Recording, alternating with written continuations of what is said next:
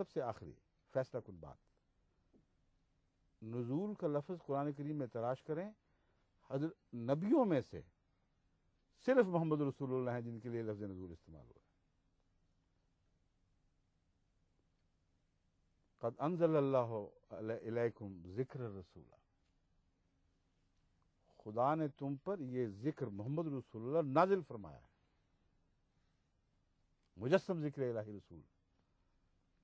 یہ لفظ نزول قرآن میں نبیوں میں سے محمد رسول اللہ صلی اللہ علیہ وآلہ وسلم کے سوا کسی کے متعلق استعمال نہیں ہوا، دھاتوں میں سے لوہے کے سوا کسی کے متعلق استعمال نہیں ہوا، جانوروں میں سے انعام یعنی دودھ دینے والے اور اپنا گوشت بنی نوع انسان کو کھلانے والے جانوروں کے سوا کسی کے لیے استعمال نہیں ہوا۔ تو نزول کا کیا مطلب نکلا؟ جسم سمیت آسمان سے اترنا۔ اتنا سا غور کرو، کیوں غور نہیں کرتے؟ ضد میں پڑ گئے، خام خواہ بس بحثوں میں پڑے ہوئے، گالیاں دینی ہیں بس مسیح موعود کو اور احمدیوں کو، سوچتے نہیں کہ قرآن کن کے ساتھ کھڑا ہے۔ قرآن کے ان مطالب پر غور کرو، قرآن کے استعمالات پر غور کرو، تو سوائے اس کے کوئی راہ نہیں بچتی کہ اللہ تعالیٰ نزول کا لفظ ان چیزوں کے لیے استعمال کرتا ہے جو اپنی نوع میں سب سے زیادہ فائدہ مند ہو۔ فیہ منافع للناس، ایسی چیز جس میں منافع ہو لوگوں کی۔ دھاتوں میں سے سب سے زیادہ نفع بخش کون سی دھات ہے؟ لوہے کے سوا ہے کوئی جس نے بنی نوع انسان کو اتنا فائدہ پہنچایا؟ اتنا زمانہ ترقی کر گیا مگر آج بھی لوہے کے بغیر بات نہیں بنتی۔ تو دھاتوں میں سب سے ممتاز، سب سے اعلیٰ، سب سے عرفہ کون ہے؟ لوہا۔ اور جانور کتنی قسم کے ہیں؟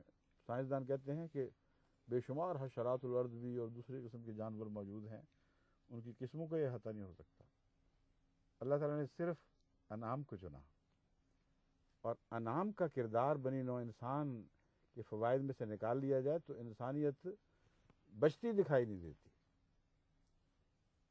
آج کے دور میں تو کچھ متبادل چیزیں پیدا ہو گئی ہیں، پہلے دور میں خالصتاً انعام پر بنی نوع انسان کی بقا کا انحصار تھا۔ ان کا دودھ پیتے تھے، ان کا گوشت کھاتے تھے، ان پر سواریاں کرتے تھے اور ان سے ہل چلاتے تھے اور کاشت کر کے اپنی بقا کا انتظام کرتے تھے۔ تو تمام جانوروں کو ایک طرف کر دو، اتنا زیادہ فائدہ مند جانور جیسا کہ جس کا انعام کے لفظ یعنی اونٹوں اور اس سے ملتے جلتے جانوروں میں کا ذکر فرمایا گیا ہے، ویسا کسی نے کوئی فائدہ نہیں پہنچایا۔ تو جانوروں میں ایک ممتاز، ایک نمایاں شان رکھنے والا جانور ہے، سب سے اوپر، سب سے بالا۔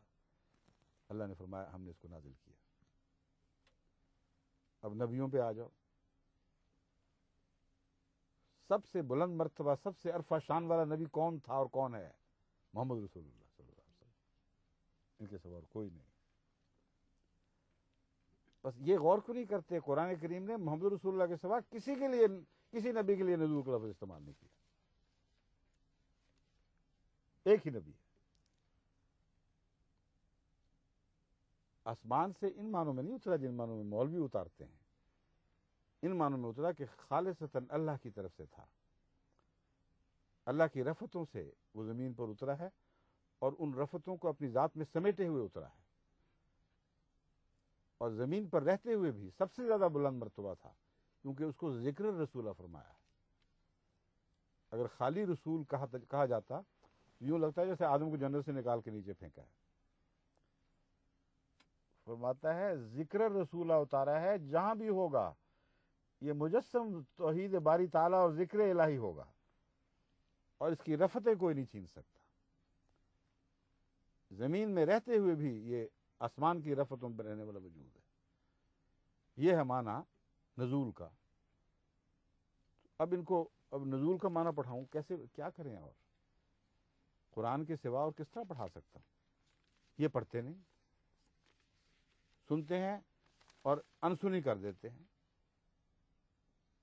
ایسے کان نہیں ہیں جو سن کے دماغ تک بات پہنچا دیں، ایسی آنکھیں نہیں ہیں جو دیکھ کر اس پیغام کو دل میں پیوستہ کریں اور ذہن کے آخری گوشوں تک اسے سرایت کر دیں. یہ مشکل ہے. پھر کس طرح اس سے بحث چلے گی؟ بس اصل تو یہی ہے کہ خدا سے دعا کرنی چاہیے کہ وہی حاکم الحاکمین ہے, وہی سب سے بہتر فیصلہ کرنے والا ہے. امت محمدیہ کو براہ راست ہماری بات پہنچے اور وہ قرآن کو گواہ بنا دیں اور قرآن کو قاضی مقرر کر لیں. گواہ بھی قرآن ہو اور قاضی بھی قرآن ہو, پھر فیصلے ہوں گے. پھر چاہے خاتمیت کے معنی سمجھ لو, خواہ نزول کے معنی سمجھ لو, فیصلے وہی ہوں گے جو اللہ تعالیٰ نے مہدی دوراں کو سمجھائے اور جن کی قرآن پوری طرح سے تائید کرتا ہے. بس عیسیٰ علیہ الصلوۃ والسلام کے نزول والا قصہ بھی صاف ہو گیا. وہ آسمان سے جسم سمیت اترنے والے نہیں ہیں.